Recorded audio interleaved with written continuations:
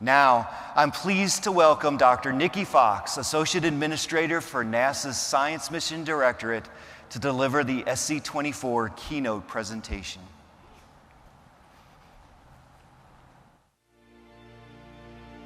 Dr. Nicola Fox is the Associate Administrator, AA, for the Science Mission Directorate at NASA headquarters. Dr. Fox holds a BS in Physics and a PhD in Space and Atmospheric Physics from the Imperial College of Science, Technology and Medicine in London, and an MS in Telematics and Satellite Communications from the University of Surrey. Prior to working at NASA, Dr. Fox worked at the Applied Physics Lab at the Johns Hopkins University, where she was the chief scientist for heliophysics, as well as the project scientist for NASA's Parker Solar Probe, humanity's first mission to a star. Dr. Fox joined NASA in 2018 as the director of the Heliophysics Division, where she led a world-class team in understanding Earth's most important and life-sustaining star. Today, as the Associate Administrator for NASA's Science Mission Directorate, Dr. Fox directs more than 140 active missions at any given time. In this role, she creates a balanced portfolio of carefully chosen missions and research goals to enable a deep scientific understanding of Earth, other planets, the Sun, and the universe. Dr. Fox has authored numerous scientific articles and papers, in addition to delivering science presentations worldwide. In 2021, she was awarded the American Astronautical Society's Carl Sagan Memorial Award for her demonstrated leadership in the field of heliophysics. In 2020, she was awarded NASA's Outstanding Leadership Medal. In 2024, she received an Honorary Doctorate of Science from the University of Hertfordshire and an Honorary Fellowship of the Royal Astronomical Society.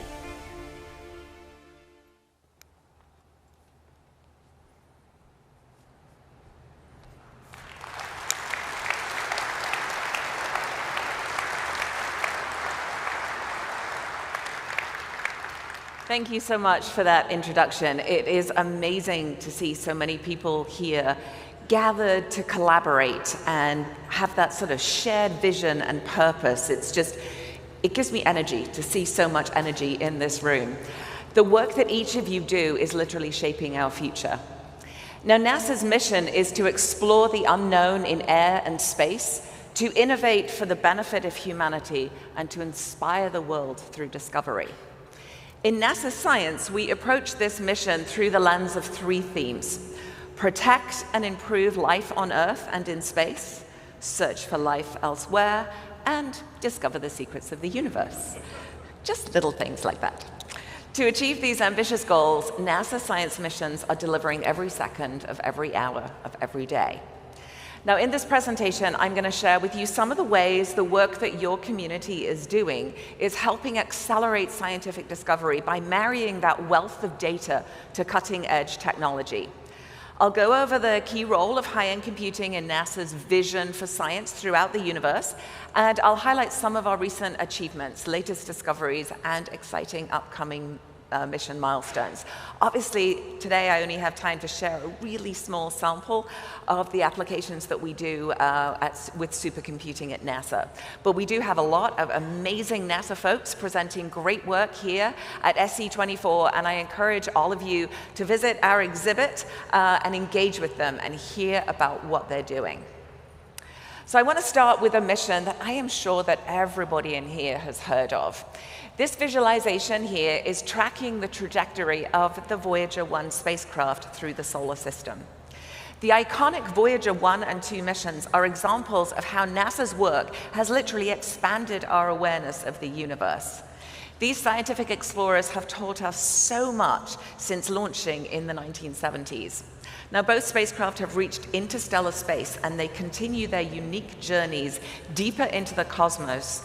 Today, they are more than 10 billion miles away from Earth. So they're NASA's longest operating spacecraft, as well as the only spacecraft to explore outside our heliosphere, that protective bubble that the sun actually creates for us and protects our whole solar system.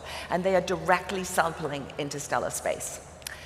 The Voyager flybys revealed many things. They revealed a thin ring around Jupiter, 2 new Jovian moons, 5 new moons around Saturn, and Saturn's G-ring. Now, while the Voyager computers aren't fast by today's standards, the program was a huge leap forward in spacecraft engineering and design. Voyager's computer and memory is based on semiconductors, while those in Apollo and the early NASA Mars space probes relied on core rope memory, which was a form of read-only memory that the computers used in the 1960s. Voyager changed the way we see our planet and our solar system, and advances in computing capability are continuing to transform our point of view today. And, we kind of stand at a crossroads in science. On one hand, we operate in the same paradigm that has guided the field over the past couple of decades, ruled by that triumvirate of data, theory, and simulations.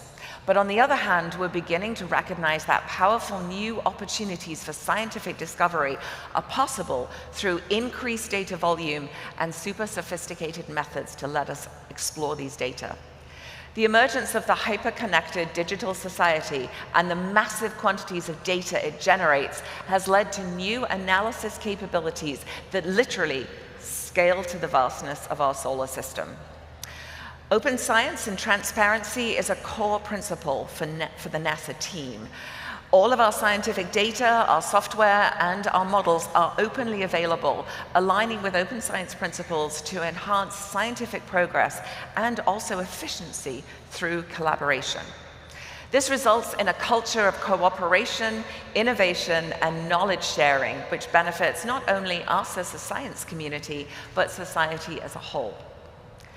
So in fiscal year 2023, NASA Science had more than 10 million unique users and managed more than 140 petabytes of data. By FY29, we project that we'll need to process more than 500 petabytes. We have a high level of demand for advanced computing support, and it is only growing as we work to put more science into space and to extract the maximum scientific value from these data. At NASA, we're advancing AI and machine learning to enable today's scientists and to engage tomorrow's future discoverers. AI foundation models for science use modern data science methods to accelerate scientific discovery and application development, with the added value of reducing barriers for AI application development. By using foundation models, we increase versatility across multiple applications and substantially reduce the downstream effort for building AI applications. Now here you can see an example of a dashboard that is powered by NASA AI. It's a large-scale model pre-trained on vast amounts of data, serving as a starting point for fine-tuning those really cool specific tasks. The Prithvi Geospatial Foundation Model is a collaboration between NASA and IBM, and it's built using NASA's harmonized Landsat and Sentinel-2 datasets. As you can see here, it has a wide range of potential applications, including tracking changes in land use, monitoring natural disasters, and predicting crop yields. It can be used for predictability research for severe weather patterns or natural disasters. It can aid forecasting research, improve spatial resolution on global climate simulations, down to regional levels. So we have plans for one large language model for all of NASA Science to use, and then it will be complemented by 5 foundation models for Earth science, biological and physical sciences, astrophysics, planetary science, and heliophysics. And this is just an example here of the model that we are developing today. It's the Heliophysics Foundation, and it's using a vast archive of solar dynamics observatory data. It supports a wide variety of scientific applications, such as predicting solar wind at Earth, using the extreme ultraviolet images. It allows us to track and identify sunspots, and also to predict coronal hole evolution. Solar dynamics itself is a very complex field with important phenomena occurring across varying temporal and spatial scales. And scientists face significant challenges studying all of these interrelated phenomena. These foundation models like this, they offer us a new way to study integrated solar dynamics, and they give researchers a really strong starting point. In addition to these large foundation models, our progress using AI to power the data management and analysis needs of NASA Science allows us to utilize supercomputing capabilities across all of our divisions. And talking of all of our divisions, we have 6. And while you can see each one of these has its own speciality or focus area, we all work really, really closely together, including across sort of traditional disciplinary lines to achieve those 3 NASA main science goals I started with. The science, of course, we do is very cross-cutting and collaborative in nature. So all of the discoveries and the technological innovations build off one another to form an integrated research program. We maximize our capabilities by integrating across these divisions, and we think creatively about the questions we ask and the solutions we develop. So let's dive into some of the exciting examples from each one of these divisions. And I think we start with our favorite planet, our own home planet. So I'll start with Earth science. NASA studies our own planet more than any other. We operate 26 missions in orbit, and we sponsor hundreds of research programs and studies each year. We observe our planet's oceans, land, ice, atmosphere, and we measure how the change in one of them actually drives change in all of the others. Now, as an agency, we freely share this unique knowledge, and we work with institutions all around the world as we seek to understand and cope with our changing planet. And NASA's Earth science missions have never been more critical. The Earth's atmosphere is mainly comprised of nitrogen and oxygen, as you all know, but it also contains traces of hundreds of chemical compounds. While they may be very tiny in abundance, these chemicals have outsized impact on humans and the environment due to their reactivity and their toxicity. Now, this beautiful visualization shows a simulation of the complexity of the chemical system of the atmosphere, and it's produced by NASA's Earth Observing System, and it is run at NASA's Center for Climate Simulation. Shown here is a sequence of modeled surface concentrations of 96 chemical species, which are undergoing rapid changes as they're being emitted by natural activities, as they're transported by prevailing winds and vertical lift motions, as they're deposited to our surface, or even as they are chemically transformed. Now, this global map shows concentrations of carbon dioxide as the gas moved through Earth's atmosphere from January through March of 2020. These are driven by wind patterns and atmospheric circulation. Now, because of this model's incredibly high resolution, you can kind of zoom in and see carbon dioxide emissions rising from power plants, from fires, and from cities. And so you can look very closely at the sort of where they are born, and then monitor as they spread across continents and oceans. And we're trying to account every day for where carbon comes from and how it impacts our planet. Now, this visualization shows active fires as observed by the Visible Infrared Imaging Radiometer Suite aboard the NOAA spacecraft SUMI-NPP and the NOAA-20. They're both polar orbiting satellites, and we've been doing these measurements since the beginning of 2022. Now, instruments on polar orbiting satellites typically observe a wildfire at a given location a few times a day as they orbit the Earth from pole to pole.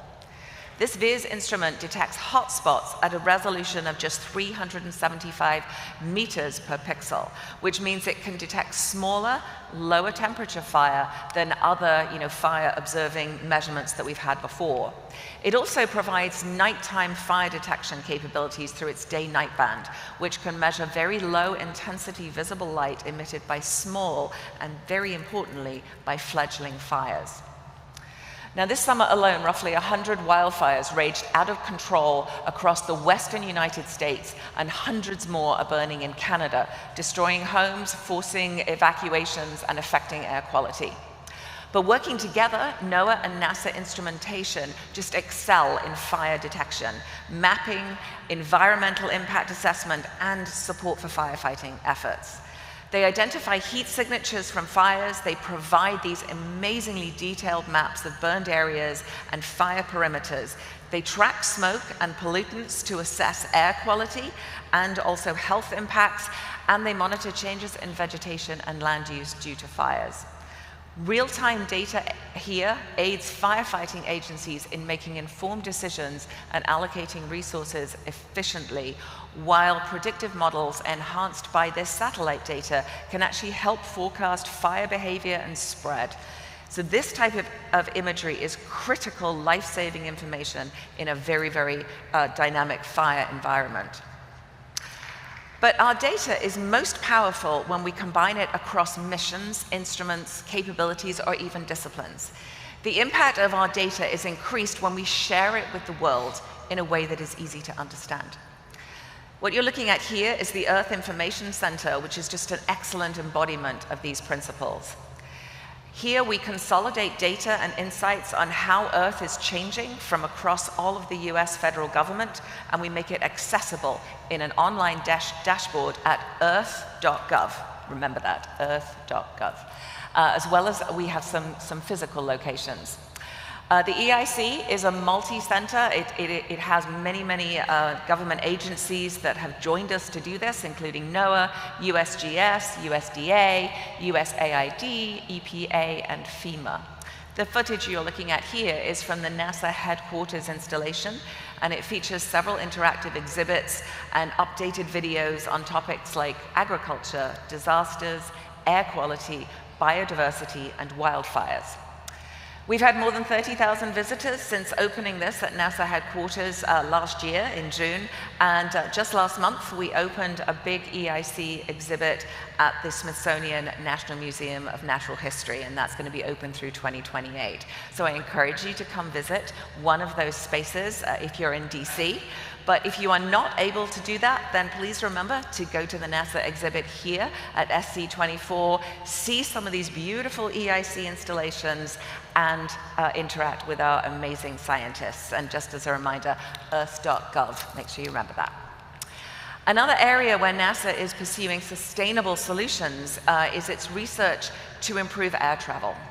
So what you see here is a flow visualization of NASA's quadcopter isolated rotor, which reveals a sort of a very complex wake of a single rotor in ground effect.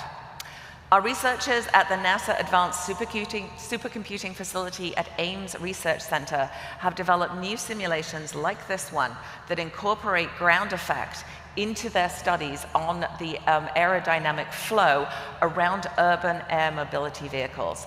And this is a really important factor in making sure that real-world products are safe and efficient when released by industry manufacturers in the future. The simulations play a key role in NASA's collaboration supporting the development of urban air mobility, which is part of the Federal Aviation Administration's Advanced Air Mobility concept for this new era of air transportation to operate safely and efficiently in urban and rural environments. Now, this study here uses advanced simulations to predict how air flows around a new type of aircraft.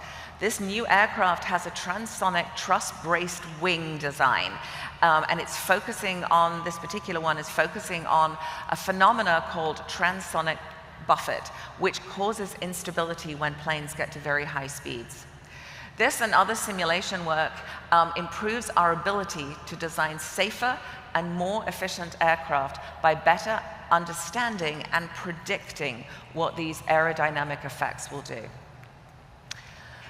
So in addition to Earth science and things that we worry about here on our planet, we also conduct a wide range of biological and physical science experiments. Now, many of these are hosted on this incredibly powerful platform for Earth observation from a very unique human perspective and an incredible laboratory for doing science in space. Yes, of course, I'm talking about the International Space Station. Our astronauts are some of the best scientists performing experiments in the microgravity environment of low Earth orbit, where we can literally do science that is not possible here on Earth. Studies in microgravity have contributed greatly to our knowledge of bone and muscle loss in astronauts, and also how we can mitigate those effects. This knowledge also applies to people on Earth dealing with diseases like osteoporosis. Major advancements in medicine and pharmaceuticals made on the space station have improved the quality of life and likely even saved the lives of people suffering from a wide range of conditions. Microgravity has provided new insights to scientists studying diseases like Alzheimer's, Parkinson's, and cancer. Without the interference of Earth's gravity, Alzheimer's researchers can better study protein clusters that can cause neurodegenerative diseases. Cancer researchers have studied the growth of endothelial cells and have found even more effective ways to test new cancer treatments. But also, some of our most basic human needs can be met better in more challenging circumstances because of NASA's work. For example, many people around the world lack access to clean water. In pursuit of the closed-loop water recycling technology, it was developed for space, and it has allowed at-risk areas to gain access to advanced filtration and purification systems. Last year, the space station team demonstrated 98% total water recovery, which is a major milestone set to prepare NASA for long-duration missions in the future. Experiments around how to grow plants, including food, on the space station have resulted in agricultural advances on Earth, allowing us to improve crop growth and allow farming in extreme and austere environments. The vegetable production system known as VEGGIE is a space garden residing on the space station, and its purpose is to help NASA study plant growth in microgravity. But also, for the first time ever, fresh food grown in the microgravity environment of space is now on the menu for our astronauts aboard the International Space Station. NASA continues to mature veggie technology aboard the space station to provide future pioneers with a sustainable food supplement, which is a critical part of NASA's journey to Mars. In addition to improving everyday life on Earth, this work is critical to our success in exploring the rest of the universe. The International Space Station provides a unique platform for long-duration human spaceflight and an opportunity to really study and understand the impacts of this on our human bodies. Innovative models like 3D tissue chips enable researchers to study how a patient might respond to treatment without the need for the patient to recover it directly, so safe clinical trials of new medicine. This will also help us tailor supplies like medical kits to individual astronauts so that we only fly what we need on future long-duration human missions where mass is extremely precious. As we approach the transition of the space station at the end of this decade, NASA is continued to expand our partnerships in low Earth orbit to grow these opportunities and access to this critical location for science and innovation. Technologies born and nurtured on the space station will continue to evolve on commercial low Earth orbit platforms and will help us to achieve the agency's Moon to Mars exploration objectives.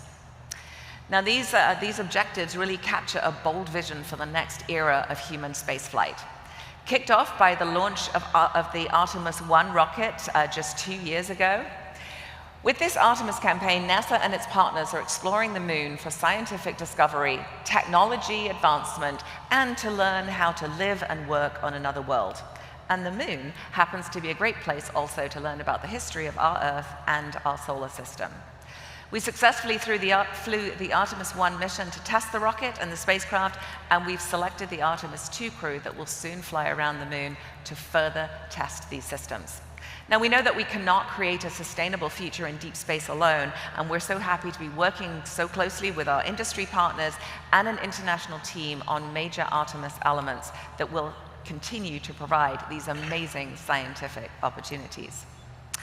Sending humans back to the moon and facilitating new opportunities for commercial entities is just one of our many important steps to continuing our efforts on the solar system.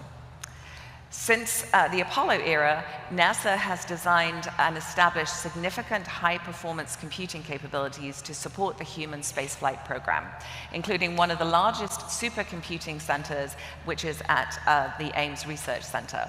Groups from across the agency are using these resources in support of all aspects of the Artemis mission. While the Orion spacecraft spends most of its time in space, the beginning and end of each mission includes a rapid traverse of Earth's atmosphere. The aerodynamics, heating, and acoustics of these ascent and descent phases are a major focus of Artemis-related supercomputing efforts. These phases are difficult to model and very challenging to test, and it takes many groups at multiple NASA centers to understand them sufficiently to ensure safety and mission success. Thousands of computational fluid dynamic simulations run on NASA HPC systems, and they're used to provide mission planners an unprecedented amount of data to make decisions about mission safety.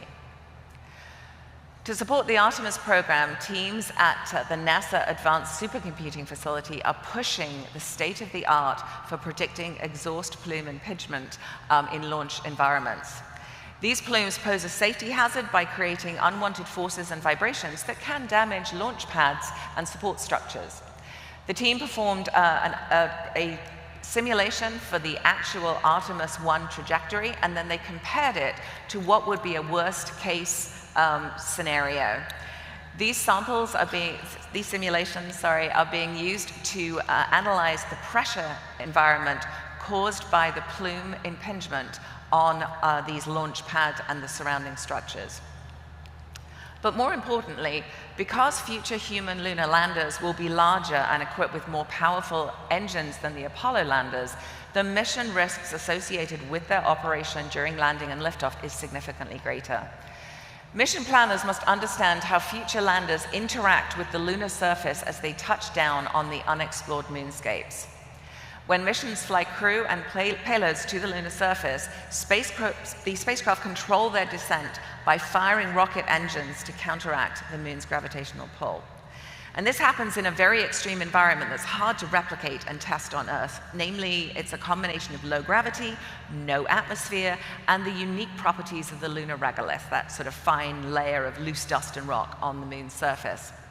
Researchers at NASA's Marshall Space Flight Center in Huntsville, Alabama, have developed new software tools to improve the understanding of plume surface interactions. And these tools are already being used to predict cratering on upcoming lunar missions and are helping NASA to minimize risks to the spacecraft and, more importantly, to the crew during the future landed missions.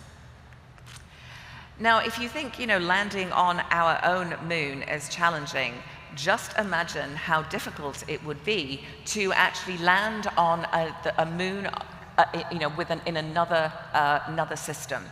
Not only landing, but actually landing and taking off, and landing and taking off, and doing it again and again.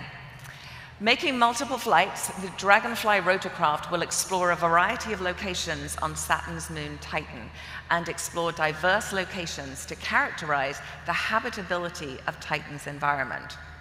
The rotorcraft, targeted to arrive at Titan in 2034, will fly to dozens of promising locations on the moon, looking for prebiotic chemical processes common on both Titan and also, we think, common on early Earth before life here actually developed. It's a rotorcraft. It has 8 rotors, and it flies like a large drone, but it's the size of a small SUV. The initial landing on Titan's surface will be one of the biggest challenges for this incredibly ambitious mission. NASA's Entry Systems Modeling Project is funding research and development toward improving our understanding of the complex physics surrounding parachutes and our ability to predict their behavior during inflation, when parachutes are under the most stress and also most likely to fail. As part of this effort, the Launch, Ascent, and Vehicle Aerodynamics team at NASA's Ames Research Center is developing the capability to computationally simulate supersonic parachute inflation. The researchers at NASA Ames are supporting Dragonfly by running high-fidelity computational fluid dynamics simulations during the mission's preparation to powered flight, and they do that using different D-spin rotor commands. The Dragonfly lander rotors are used in opposing pairs to kind of null out the capsule roll rate before the release of the lander. And as it's released, it will transition immediately to powered flight. This image shows the simulation of the Dragonfly lander and the back shell during its preparation for powered flight.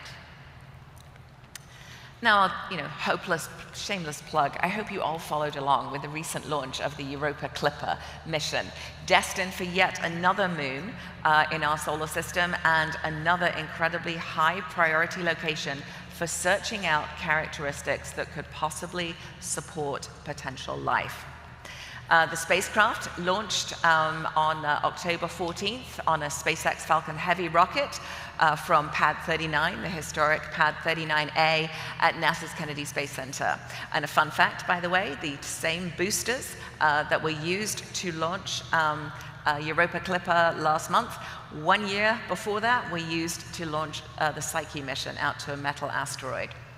So this particular spacecraft, Europa Clipper, will travel 1.8 billion miles to reach Jupiter in April of 2030. It will orbit around Jupiter, and it will conduct 49 close flybys of Europa, observing the icy moon's crust and the atmosphere, and hopefully flying through a plume just like that.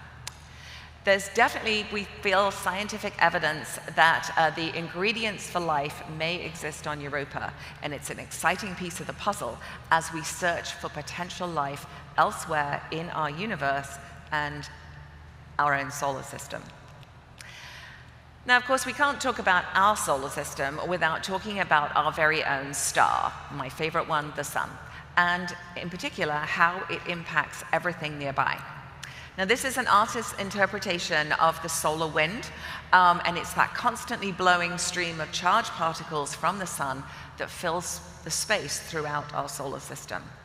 Understanding the solar wind is fundamental to understanding our solar system and others throughout the universe, and also understanding our complex relationship with our planet, with our star. Now, you may have been lucky enough, I hope you were, to see beautiful auroras throughout this year.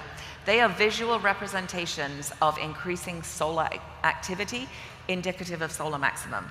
The solar cycle, as I'm sure many of you know, is a natural cycle the sun goes through about every 11 years as it transitions between low and high periods of magnetic activity. Now, you may not think that increased solar activity directly impacts you, but power companies, satellite operators, and airlines use space weather forecasts to inform their day-to-day operations and to mitigate potential impacts to technologies that we all rely on. So one of our teams that is key to our agency's space weather strategy is the Joint Agency Satellite Division.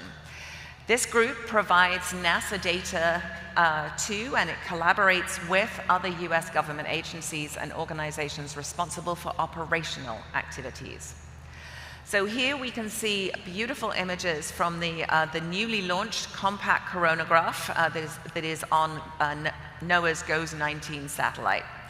This instrument monitors the corona to forecast coronal mass ejections, which are those large expulsions of plasma and magnetic fields from the sun that can produce space weather impacts on Earth, including powering those beautiful aurora.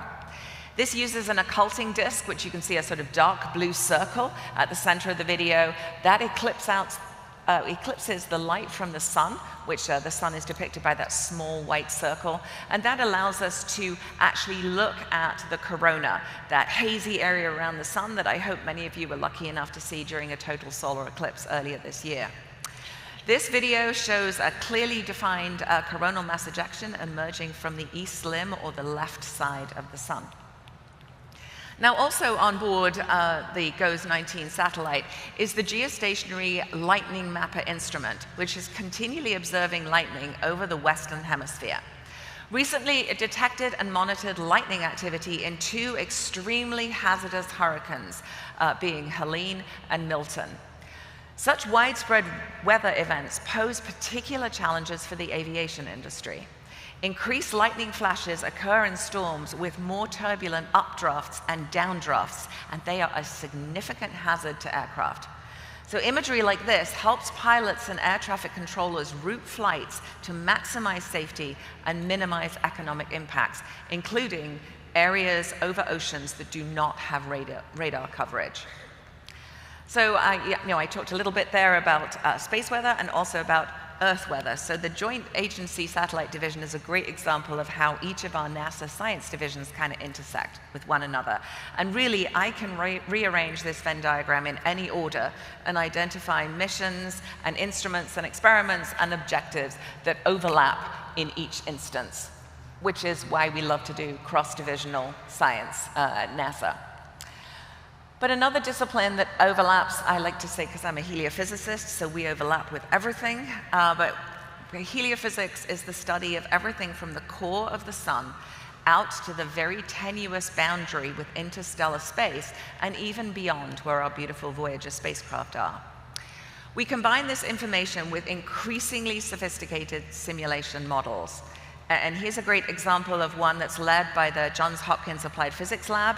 They have the Center there for Geospace Storms, and it is building this multi-scale atmosphere geospace environment model, or MAGE. It's a supercomputer model to help us predict space weather. This animation demonstrates the Earth's magnetosphere being hit by a geomagnetic storm on February 3rd of 2020. It is simulated by the MAGE model during that storm, and this is the one that actually caused the loss of a large number of commercial satellites. The green current density shows where the magnetic current is very strong. The lines there are tracing out the magnetic field, and you can see purple is the weaker, and orange and yellow is where the magnetic field is strongest. Those blue traces, they represent the solar wind, and they're calibrated to appear brighter as they move towards the Earth. But solar plasma from a geomagnetic storm can heat the atmosphere, causing denser gases to expand into satellites' orbits, increasing the atmospheric drag on the satellites and then causing them to deorbit. Predicting solar storms is becoming increasingly important to mitigate impacts on space exploration, near-Earth activities, and human health. We need to identify particular areas on the solar surface where large sunspots will form, and these are often the birthplace for the strong eruptive activity. Scientists at NASA's Ames Research Center are developing a machine learning-driven technology to enable us to have this early warning system for space storms by literally analyzing the sort of turbulent convection on the sun's surface using observations from, yet again, our wonderful Solar Dynamics Observatory. And this particular research could pave the way for early forecasts of upcoming activity, helping to provide a timely response to these very potential hazards. Now, some of you may know, or certainly if you were watching the introductory video, that the mission closest to my heart is Parker Solar Probe. It is the first spacecraft in history to touch not just the sun, but to actually touch a star. Now, on November 6th, just 2 weeks ago, Parker completed its final Venus Gravity Assist Maneuver. That was number 7.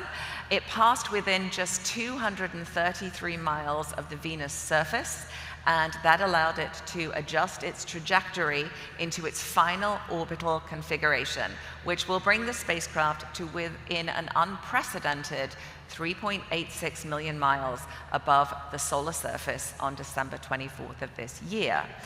Now, you may think 3.86 million miles doesn't sound very close, but if I put the Earth and the Sun 1 meter apart, Parker Solar Probe is at 4 centimeters from the sun, so it's very, very close to the star.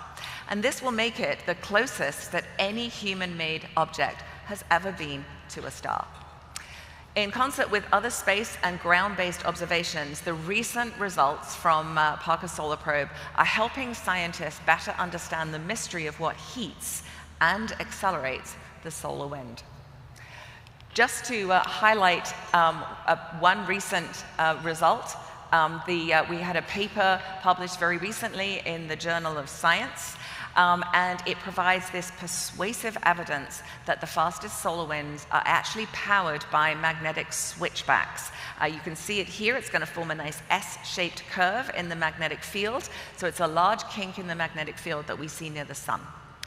Previously, Parker found these switchbacks were common throughout the solar wind, and that it allowed scientists to determine that switchbacks become more distinct and more powerful the closer we get to the sun. Up to now, however, we've lacked experimental evidence that this interesting phenomena actually deposits enough energy to be important in the solar wind. Fortunately for us, our team was able to leverage a coincidental alignment between NASA's Parker Solar Probe mission and the European Space Agency and NASA's collaborative Solar Orbiter mission, which measures the solar wind, but at larger distances out around the orbit of Mercury. This coincidental alignment allowed both Parker and Solar Orbiter to measure the same solar wind stream within 2 days of each other from these different positions, so literally sitting on the same field line. This new research shows that these switchbacks do indeed provide enough energy to account for the heating and the acceleration documented in the faster stream of the solar wind as it flows away from the sun. I'll conclude my love of Parker Solar Probe by just showing you some beautiful images. This is from the Wide Field Imager for Parker Solar Probe, otherwise known as WISPR, and it looks at the large-scale structure of the corona and the solar wind itself right before the spacecraft flies through it. In addition to helping scientists better forecast solar activity and also space weather, the results from Parker Solar Probe and our other NASA heliophysics missions help us to better understand the universe and how sun-like stars and stellar winds may operate elsewhere. So this may shed light on how distant stars impact the habitability of exoplanets, feeding our search for conditions with potential to support life elsewhere in the universe. And that brings me to NASA's Astrophysics division. Astrophysics is dedicated to exploring the universe, literally pushing the boundaries of what is known of the cosmos and sharing its discoveries with the world. This exciting work helps us to understand the mysteries of our universe. Now, black holes are among the most mysterious objects, much studied but not fully understood. The NASA team got an incredible response after creating this visualization, where we answered the intriguing and somewhat terrifying question, have you ever wondered what happens to you when you fall into a black hole? What you're seeing now is an immersive visualization produced using the Discover supercomputer at NASA's Center for Climate Simulation, and it allows us to plunge into the event horizon, a black hole's point of no return. Our destination here is a supermassive black hole with 4.3 million times the mass of our sun, equivalent to the Sagittarius A supermassive black hole located in the center of our very own Milky Way. And honestly, I just couldn't resist the opportunity to share this with you in high definition at this scale, because it's rare that you get to see this. But this is a great example of how we help someone understand the exciting work that we're doing. We often seek answers that require exploring locations or phenomena like a black hole that we don't yet have the technology to visit in person. But advanced simulation capabilities made possible through supercomputing and related technologies have increased the places that we can, in quotes, visit to near infinity. So perhaps the question I get asked the most at NASA is, could there be life elsewhere in the universe? And I've talked about how we look for evidence of this within our own solar system. I talked about Dragonfly and about Europa Clipper. But our observation of exoplanets is really a key part of seeking the answers to this particular question. An exoplanet is any planet beyond our solar system, and we've confirmed more than 5,600 exoplanets out of the billions that we actually think exist. Mostly, of course, using our incredibly powerful telescopes. And what you're looking at here is astrophysics have really, really imaginative names. This is LP791-18D. Yeah, so I challenge you to remember that. But that is illustrated here in an artist's concept, and it's an Earth-sized world that would be about 90 light years away from us. The gravitational tug from a more massive planet in the system, shown as a blue disk in the background there, may result in internal heating and volcanic eruptions. And we believe that this could have as much activity as Jupiter's moon Io, which is the most geologically active body in our solar system. Astronomers discovered and studied this planet using data from NASA's Spitzer Space Telescope and also TESS, otherwise known as the Transiting Exoplanet Survey Satellite, and along with many other observatories too. But with high-end computing capability and assistive technology like AI, the entire 60-year-plus history of NASA science data becomes exponentially more powerful. And the relationship between science and supercomputing is not one way. Now, I am sure you are all familiar with this amazingly beautiful and complex unfolding sequence, the incredible feat of engineering that is the James Webb Space Telescope. This powerhouse truly explores the unknown, displaying stunning images of previously unseen corners of the universe, only possible because of that telescope's 21-foot segmented mirror. Webb studies every phase in the history of our universe, ranging from the first luminous glows after the Big Bang to the formation of solar systems capable of supporting life on planets like Earth, to the very evolution of our own solar system. Now, decades of testing went into the materials, the design, and the processes that were needed for this amazing mission. However, the whole project was too complex to test on the ground, at scale, at -400 degrees Fahrenheit, and in all the other space-like conditions you can imagine. Instead, engineers relied on software simulations to understand how the telescope would behave under different in-space conditions to achieve this incredible unfurling sequence in space. Now, this work, in turn, went on to help advance the whole field of integrated computer modeling. In particular, the Goddard Space Flight Center project informed advances to the ANSYS ZMAX Optics Studio, one of the design software suites used to develop hardware and software for the Webb telescope. Designers of more earthly technologies are already seeing the benefits of this, using the software to design precision endoscopes, a thermal imager to detect COVID-19 exposures in a crowd, augmented reality displays and headsets, and a laser thrusting technology for nanosatellites, and of course, for us, more fabulous telescopes. Projects like Webb also provide opportunities. It's a proving ground for the next cohort of telescopes and optical device builders and software engineers. Now, I could look at this image for hours. It is known as Webb's first deep field image. What you're looking at, there are thousands of galaxies flooding this near-infrared image of galaxy cluster SMACS0723. There's another really exciting name for it for you. This entire image captures just a tiny sliver of our vast universe. And literally, if I took this image, it would appear the size of a grain of sand held at arm's length. That is the amount of the universe that I would be looking at with this incredible image.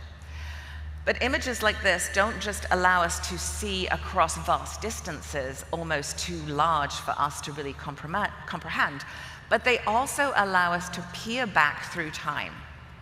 This composite image shows the galaxy cluster as it appeared 4.6 billion years ago, with many more galaxies in front and behind this particular cluster. Ultimately, Webb's upcoming observations will help astronomers come closer to answering possibly the biggest question of all: how did the galaxies form and grow in that early universe? So we do space science to explore these big questions, but at the end of the day, our work is only as meaningful as what it provides to humanity. Today, I've talked about the benefits of space science to, say, medicine, agriculture, disaster response, and many more. But the final piece of the NASA mission is the thing that I love the most, and it's our ability to inspire the world through discovery. And it is just as important to me and our entire NASA science team. And so to finish, I want to return you to where we started and leave you today with my favorite image, the pale blue dot. And this is a photograph of Earth taken by Voyager 1 on Valentine's Day, February 14th, in 1990. And it was at a distance of 3.7 billion miles from the sun. This image inspired the title of the scientist's book, Carl Sagan's book, The Pale Blue Dot, A Vision for the Human Future in Space, in which he wrote the beautiful words, "Look at that dot. That's here. That's home. That's us." When people, including Sagan, look at this image, they don't see loneliness, they don't see distance, they don't see borders, they don't see conflict. What they saw was unity, and what they saw was hope. This image inspired so many young scientists, myself included, and probably a lot of you here in this audience, to actually start and pursue a career in STEM. So I hope you have been inspired today by seeing the results of how the work you do helps NASA achieve its science goals. And I can't wait to see what this community will help us continue to do as we explore further and further in the future. So thank you so much for being with me here today and letting me share just a very small sample of the incredible science that we do at NASA. I hope that you agree with me that NASA science pushes the boundaries of our knowledge and it drives technology advancements. NASA science inspires the world, and NASA science delivers every second of every day. Now, please go and engage with our team at the SC24 booth, follow us online, and let's all continue doing amazing science together in the future. Thank you so much.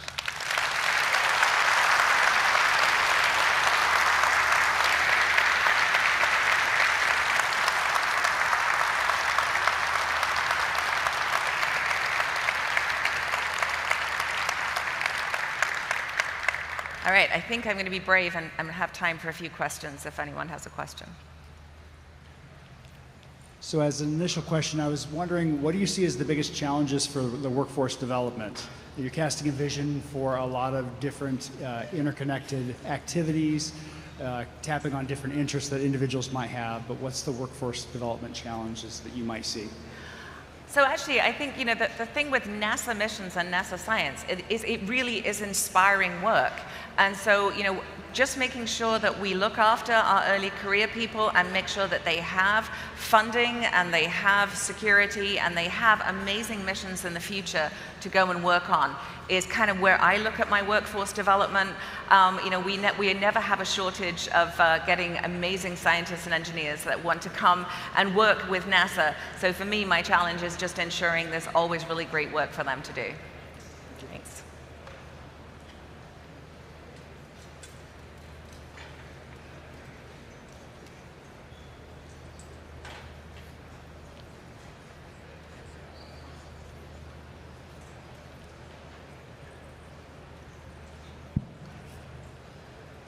Yes. Thank you very much for this inspiring presentation.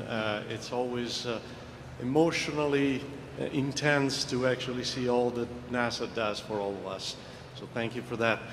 How do you deal actually with, let's say, more mundane issues like addressing the science deniers and dealing with all the, let's say, not so exciting part of your job?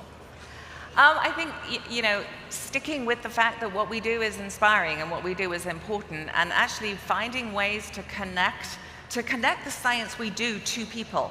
And that's something I love to do, is to actually find a way to communicate science. We just are at the end of a heliophysics big year where we featured the eclipses, where everybody saw a corona and understands that what we're talking about is something that really exists. But we also were very intentional about finding ways to inspire people through fashion, through music, through art, through cooking, through anything that people actually like to do, and making the science that we do applicable to them.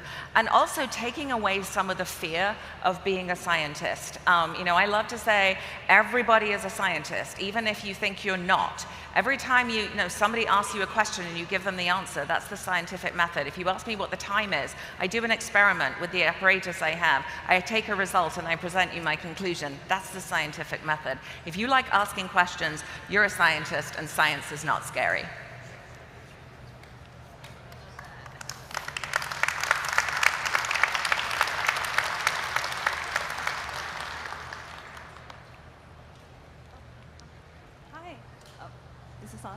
Hi, could you talk a little bit about the technology that's being utilized to communicate with the Voyagers 1 and 2? I know it might be a little bit of a silly question, but how do we know it hasn't been like hit by a meteorite or gone off course? That's a fantastic question. So we actually use a network of dishes. They're sort of clustered in 3 main locations around the world so that we can always see sort of all of space. And it's called the Deep Space Network. And we communicate using these big dishes with the Voyager 1 and Voyager 2. They're in very different locations. If you kind of look sideways at our solar system, they're out at different. Voyager 1's up, Voyager 2 is down, so they're in very different locations. And it takes over a day to send us a command to Voyager and a day to get the signal back. So part of it is being very patient, which I'm not, by the way, but part of it is being very patient. But actually, earlier this year, we lost communication with the Voyager 1 spacecraft. It had an anomaly, and you get the phone call to say we've lost. And Voyager, it's like, they're beloved. I mean, nobody wants to lose Voyagers. They're inspirational and they're amazing.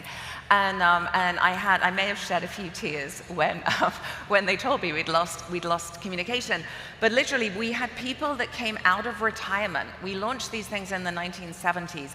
People came out of retirement partly because they love Voyager so much, and they actually helped sort of match some of the old technology. We had to get old computers kind of out of mothballs and fire them up and figure out how to do that, and then fuse that with new ways of communicating with the spacecraft. Do it very, very carefully, and then like gradually we were able to bring Voyager 1 back. And I will tell you, I did cry when they told me it was talking to us again. But so that's how we communicate with Voyager. We do get data, we get pings from Voyager 1 and Voyager 2 every day, and we get data from all of their science instruments. They are getting old, and it's very, very cold out where the Voyagers are. So we eventually will have to start turning off a few instruments to kind of keep the spacecraft warm. But it will be decades and decades and decades until we get anything out, even remotely close to where the Voyagers are. So I can just tell you, we take great, great, great care of our Voyager spacecraft. But it was actually a great question. Thank you.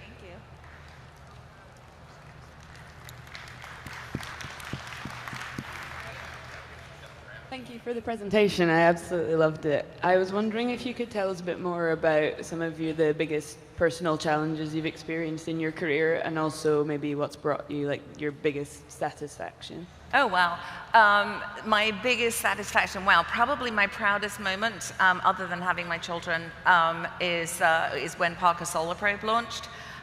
Because Parker Solar Probe was 60 years in the making. It was first proposed in 1958 by a scientist called Dr. Eugene Parker. And it took 60 years to develop the technology to fly that daring mission. And I'm very honest about the fact it's my favorite. I love all 155 equally, but I love Parker Solar Probe just a bit more. And I actually got to stand behind Eugene Parker when the mission launched, and this was the only mission that NASA's ever named after somebody during their own lifetime, and that person was actually there present to watch the launch. So it was a very, very historic, very sort of proud moment to see that spacecraft launch. So that's probably my biggest career highlight. My biggest challenge is probably a very personal one, which is my husband died when my children were really, really little, and just having to kind of focus on being a single mother, not expecting to be a single mother. My daughter was 13 months old and my son was 3.5, and actually my positive story about that was how the Parker Solar Probe team just kind of supported me and helped me through that, and how you kind of learn that you don't have to do everything yourself. When you work in a team, you're much, much stronger, and that people really do want to help you. So that's probably my biggest challenge, and my biggest joy, other than, again, my wonderful children. Thank you for sharing.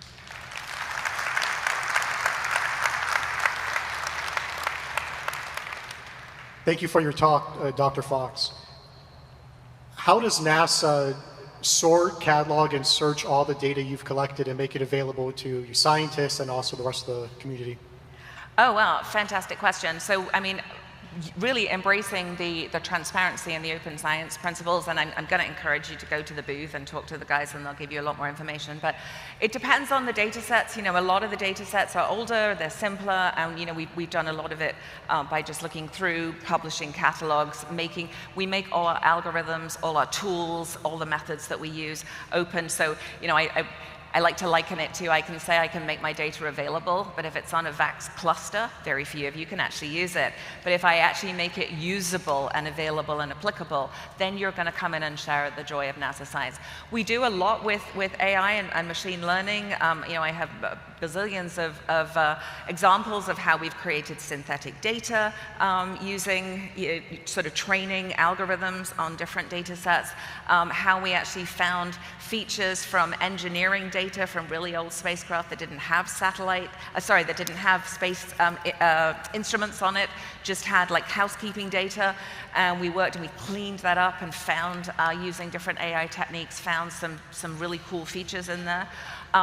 But really, it's sort of that making all of our data public and then embracing all of the new technology that all of you bring to us all the time. Foundation models, you know, the really big, large-scale models that we do. But whatever we find, whatever we have, we make it fully transparent. It's a fully transparent process, and it's all available. We can, if you are interested, we do have an open science training course. You can do it on the web, Transform to Open Science, otherwise known as TOPS. And you can do that. It's free to anyone. You can learn about how we use open science and how we help other people use open science. You get a little badge if you complete it. It's really cool. I advise you to take a look. But thanks for the question. Thank you.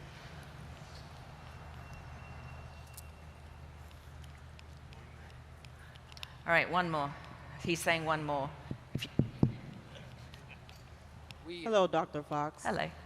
I have a question about the Illumity payload program and the lasers that you use to communicate within space.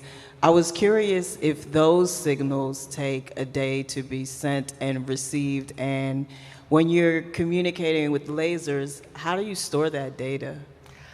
So we've been experimenting a lot with optical communication, mostly because that gives us a much larger volume that we can move. The speed of light is a constant. And right now I can't figure out how to travel faster than that. If I do, I'll be a billionaire. But so the actual travel time doesn't change because that is a constant. What we're really looking at is how to be able to move much larger volumes of data quickly. So instead of it coming down at a certain data rate, how you can move a huge cache and move that really quickly. We have a technology demonstration actually on the Psyche mission, which is an optical communication.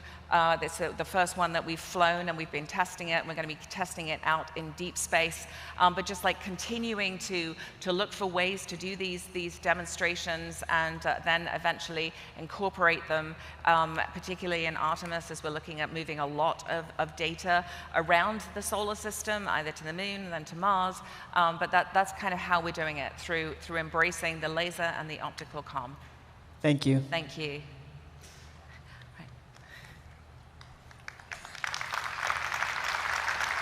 So I appreciate that there are some questions that folks still want to ask. I'm going to encourage you to take those questions to the NASA booth and ask some of the NASA scientists that are there to help answer those questions. Thank you very much, Nicky Fox. That was an astounding, wonderful presentation. Please, everyone, let's thank her one more time. Thank you.